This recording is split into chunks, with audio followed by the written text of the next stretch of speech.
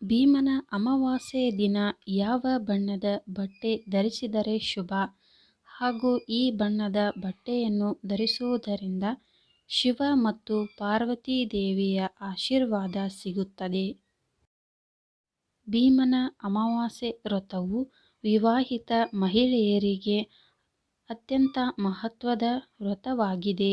ಭೀಮನ ಅಮಾವಾಸ್ಯೆ ದಿನ ಮಹಿಳೆಯರು ಅಲಂಕಾರ ಮಾಡಿಕೊಂಡು ದೇವರ ದರ್ಶನ ಮಾಡಿ ಪತಿಯನ್ನು ಪೂಜಿಸುವ ಸಂಪ್ರದಾಯವಿದೆ. ಭೀಮನ ಅಮಾವಾಸ್ಯೆ ದಿನದಂದು ಮಹಿಳೆಯರು ಯಾವ ಬಣ್ಣದ ಬಟ್ಟೆಯನ್ನು ಧರಿಸಬೇಕು? ಭೀಮನ ಅಮಾವಾಸ್ಯೆ ದಿನ ಈ ಬಣ್ಣದ ಬಟ್ಟೆ ಧರಿಸಿದರೆ ಏನಾಗುತ್ತದೆ ಎಂಬುದನ್ನು ತಿಳಿಯೋಣ. ಭೀಮನ ಅಮಾವಾಸ್ಯೆ ಅಥವಾ ಜ್ಯೋತಿರ್ಭೀಮೇಶ್ವರ ಅಮಾವಾಸ್ಯೆಯು ಮಹಿಳೆಯರಿಗೆ ಅತ್ಯಂತ ಸಂಭ್ರಮ ಸಡಗರದ ಹಬ್ಬವಾಗಿದೆ. ದೀರ್ಘ ಸುಮಂಗಲಿತನಕ್ಕಾಗಿ ಹಾಗೂ ಪತಿಯ ದೀರ್ಘಾಯುಷ್ಯಕ್ಕಾಗಿ ವಿವಾಹಿತ ಮಹಿಳೆಯರು ಶಿವ ಪಾರ್ವತಿ ಪೂಜೆ ಉಪವಾಸ ವ್ರತವನ್ನು ಆಚರಿಸುತ್ತಾರೆ. ಈ ದಿನ ಮಹಿಳೆಯರು ಮುಂಜಾನೆ ಬೇಗ ಎದ್ದು ಸ್ನಾನ ಮಾಡಿ ಹೊಸ ಬಟ್ಟೆಯನ್ನು ಧರಿಸಿ ದೇವರ ಪೂಜೆ ಮಾಡಿ ನಂತರ ಪತಿ ಪಾದ ಪೂಜೆಯನ್ನು ಮಾಡುತ್ತಾರೆ. ಬಳಿಕ ಉಪವಾಸ ವ್ರತ ಮಾಡುತ್ತಾರೆ. ತಮ್ಮ ದಾಂಪತ್ಯ ಜೀವನದಲ್ಲಿ ಪ್ರೀತಿ ಮತ್ತು ಸೌಭಾಗ್ಯ ತುಂಬಿರಲಿ ಎಂದು ದೇವರಲ್ಲಿ ಬೇಡಿಕೊಳ್ಳುತ್ತಾರೆ. ಈ ದಿನ ವಿವಾಹಿತ ಮಹಿಳೆಯರು ಸೌಭಾಗ್ಯವತಿಯಂತೆ ಅಲಂಕಾರ ಮಾಡಿಕೊಂಡು ಪತಿ ಪಾದ ಪೂಜೆಯನ್ನು ಮಾಡುತ್ತಾರೆ. ಎಲ್ಲ ಮಹಿಳೆಯರು ಸಾಂಪ್ರದಾಯಿಕ ಉಡುಪುಗಳಲ್ಲಿ ಕಾಣಿಸಿಕೊಳ್ಳುತ್ತಾರೆ. ಆದರೆ ಹೆಚ್ಚಿನ ಮಹಿಳೆಯರಲ್ಲಿ ಈ ದಿನ ಯಾವ ಬಣ್ಣದ ಬಟ್ಟೆ ಧರಿಸಬೇಕೆಂಬುದು ತಿಳಿಯುವುದಿಲ್ಲ.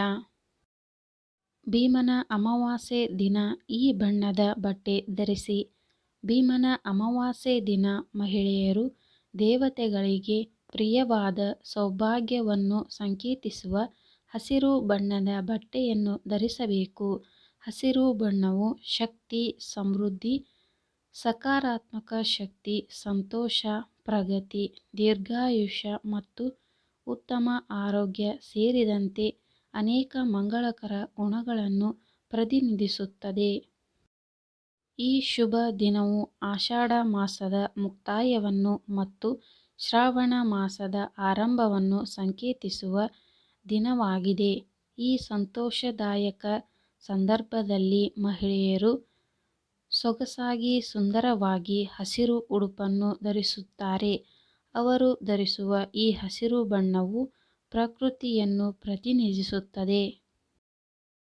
ಈ ರೋಮಾಂಚಕ ಹಸಿರು ಬಣ್ಣವು ಋತುವಿನ ಹೊಸತನ ಮತ್ತು ಚೈತನ್ಯದೊಂದಿಗೆ ನಮ್ಮನ್ನು ಸಮನ್ವಯಗೊಳಿಸುತ್ತದೆ. ಅಷ್ಟೇ ಅಲ್ಲ, ಇದು ಶಿವನ ನೆಚ್ಚಿನ ಬಣ್ಣವೂ ಆಗಿದೆ. ಶಿವ ಪೂಜೆಯಲ್ಲಿ ಈ ಬಣ್ಣ ಹೆಚ್ಚು ಮಹತ್ವವನ್ನು ಹೊಂದಿರುವ ಬಣ್ಣವಾಗಿದೆ.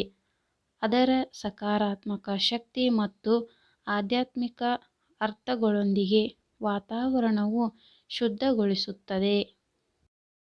ಭೀಮನ ಅಮಾವಾಸ್ಯೆ ವ್ರತವು ಅಚ್ಚರಿಪಡುವಂತಹ ದಂತಕಥೆಯನ್ನು ಒಳಗೊಂಡಿದೆ. ಇದು ಮದುವೆ ವಿಚಾರದಲ್ಲಿ ಶಿವನನ್ನು ಪಡೆಯಲು ಪಾರ್ವತಿ ದೇವಿಯು ಮಾಡಿದ ಭಕ್ತಿಯನ್ನು ಪ್ರತಿನಿಧಿಸುತ್ತದೆ. ಪುರಾಣದ ಪ್ರಕಾರ ಪಾರ್ವತಿ ದೇವಿಯು ಪವಿತ್ರವಾದ ಗಂಗಾ ನದಿಯ ದಡದಲ್ಲಿ ಕಠಿಣ ಉಪವಾಸವನ್ನು ಕೈಗೊಂಡಳು. ತನ್ನ ಪ್ರೀತಿಯ ಭಗವಾನ್ ಶಿವನೊಂದಿಗೆ ಒಂದಾಗಲು ತನ್ನ ಅವಿರತ ಉತ್ಸಾಹ ಮತ್ತು ಬದ್ಧತೆಯನ್ನು ಪ್ರದರ್ಶಿಸಿದಳು.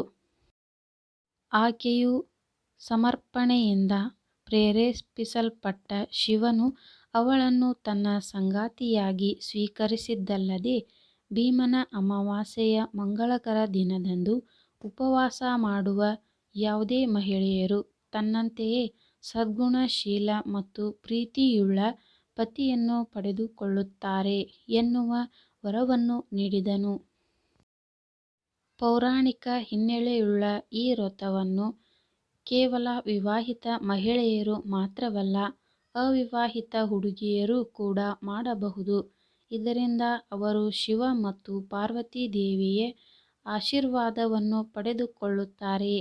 ಈ ಮಾಹಿತಿ ನಿಮಗೆ ಇಷ್ಟವಾದಲ್ಲಿ ಒಂದು ಲೈಕ್ ಮಾಡಿ ಹಾಗೂ ಸಬ್ಸ್ಕ್ರೈಬ್ ಮಾಡಿಕೊಳ್ಳಿ. ಇಂತಹ ಯೂಸ್ಫುಲ್ ವಿಡಿಯೋದೊಂದಿಗೆ ಮತ್ತೆ ಸಿಗೋಣ. ಈ ವಿಡಿಯೋ ಕೊನೆ ತನಕ ನೋಡಿದ್ದಕ್ಕೆ ನಿಮಗೆಲ್ಲರಿಗೂ ಧನ್ಯವಾದಗಳು.